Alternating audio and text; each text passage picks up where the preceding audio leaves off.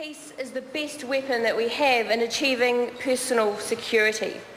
It is a simple fact that New Zealanders are safest in a peaceful world. And our democracy is only as strong as our personal freedoms. When personal freedoms are eroded, our democracy is weakened. Today, John Key has eroded both our quest for peace at home and abroad, and eroded New Zealanders' personal freedoms. By offering support to the US-led war with ISIS, he leads us into part of a strategy that reduces the prospects of enduring peace in the Middle East, and in the process we are also being told we have to give up freedoms here at home. That is a lose-lose strategy. We believe that reduced international and national security, the erosion of civil liberties in New Zealand, and the introduction of the politics of fear into our national debate is much too high a price to pay for involvement in the US-led efforts against ISIS. The Green Party stands for an entirely different approach. We believe there is a better alternative. Rather than yet again pursuing... Order. Thank you, Mr. Speaker. Rather than yet again pursuing the tried and failed approach of military incursion into the Middle East, resulting in increased radicalism and surges in terrorist activity, we should instead lead efforts that result in genuine peace and security. This is the test that we would apply to our government's actions. Does our course of action lead to peace abroad, greater security at home, and does our course of action strengthen or weaken personal liberties? It is our view that the approach set out by John Key today takes us further from peace and weakens our democracy. We stand for peace overseas that delivers freedom at home. New Zealand has a rightfully proud record of trying to do the right thing in the world. The value of our independent and principled foreign policy was recently highlighted with the trust placed in us by those countries who supported us in the UN Security Council bid. When needed and when right, we have not been afraid to roll up our sleeves and work with others to achieve lasting peace in the world.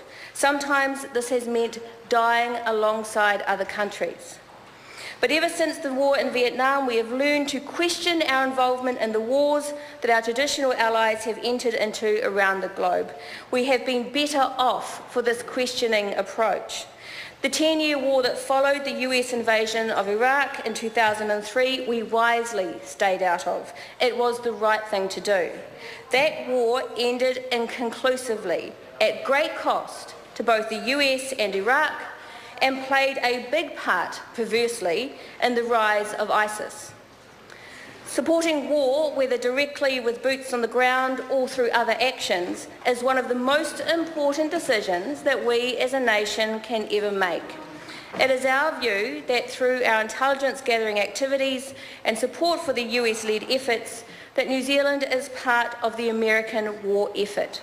What John Key has set out is New Zealand's clear support for those fighting the war with ISIS.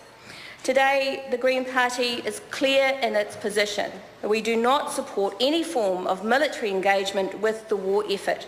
This includes training support for the Iraqi army.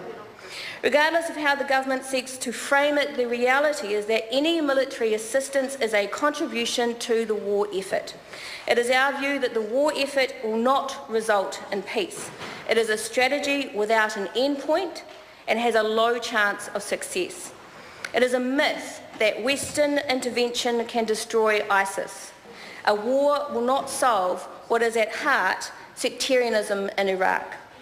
10 years of war waged by America could not solve the tensions that divide Sunni and Shia Iraqis or divide extremists from the moderates. So how will this time be any different? Even an intensive, decades-long American ground effort, something that is politically not on the table, might only make the problem worse.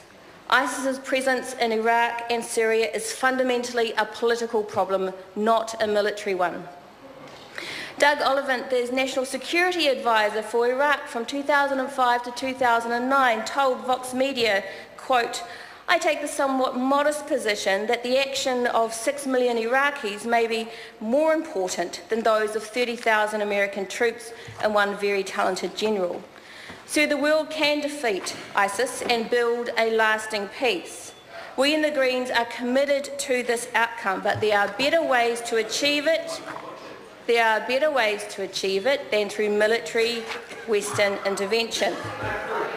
Order. Thank you, Mr. Speaker.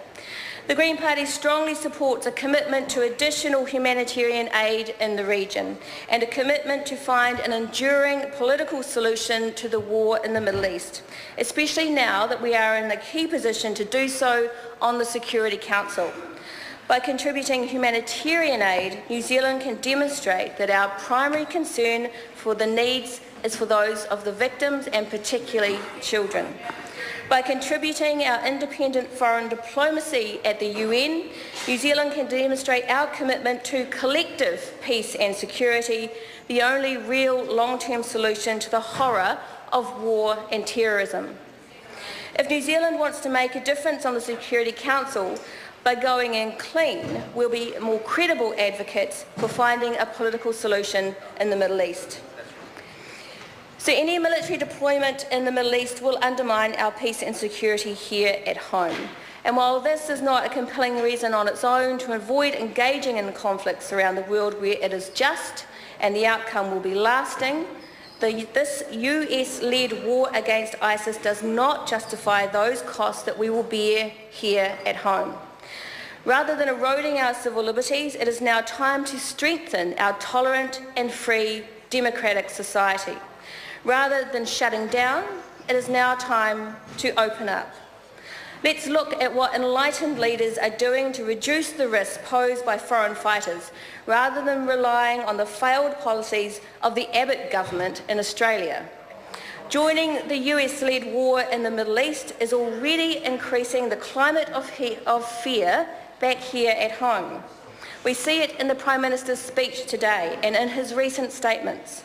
Fear pervades the drip-feeding of allegations that raise suspicions about our neighbours and others who share our community.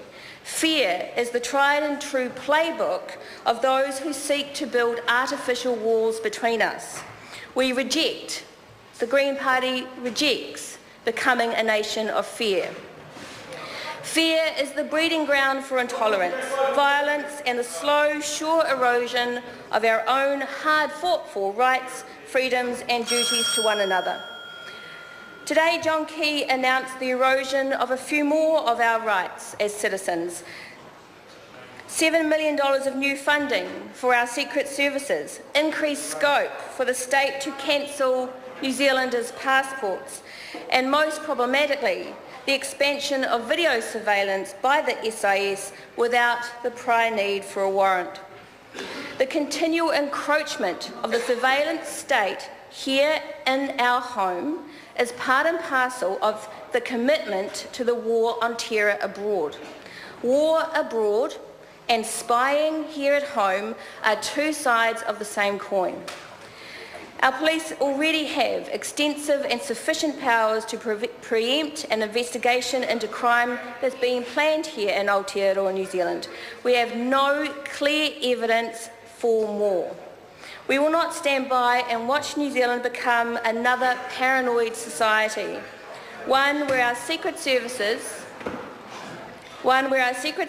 have even greater powers to spy on us, one where our freedoms are progressively withdrawn, and one where spending on security becomes a higher priority than the crisis of New Zealand's child poverty. Mr.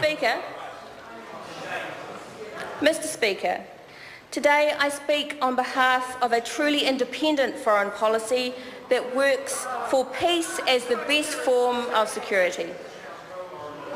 A foreign policy that aligns foreign and domestic interests. I speak on behalf of our personal freedoms. I put them on a pedestal, only to be eroded in the most extreme of cases.